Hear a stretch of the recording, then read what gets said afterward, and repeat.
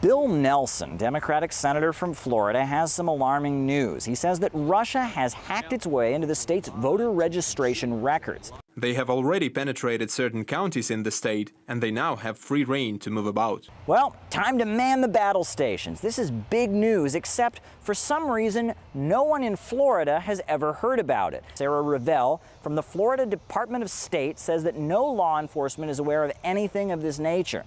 She says they have received zero information from Nelson about his claim, and that the FBI, the DHS, and all the Florida law enforcement have observed nothing of the kind. The Department of Homeland Security in Washington, D.C. has now confirmed that they've never heard about it. Spokesperson Sarah Sendick says that it didn't happen, too. She says we have not heard any news of compromises by Russian actors of the election infrastructure. Bill Nelson, however, says he has some special inside information about Russian hackers in Florida, but he can't tell us the details because it's classified. He can't tell us which counties have been hacked because it's classified.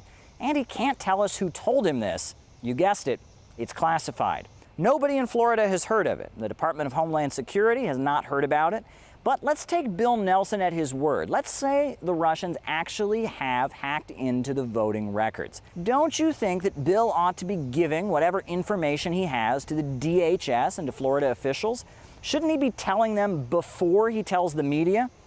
If they haven't heard about it yet, shouldn't they have heard about it now? And shouldn't they now take that information and stop the breach? Why is Bill not swinging into action, getting all the local and federal officials involved? Well, that's classified. So classified that Bill is holding all the cards and leaving the rest of America in the dark. Talk of Russia is certainly a headline grabber, but this time no one is rushing in to save the unnamed counties in Florida. And that's what makes it a bit too fishy. It sounds a bit like somebody isn't telling the truth, and that somebody is a lot closer to Miami than to Moscow.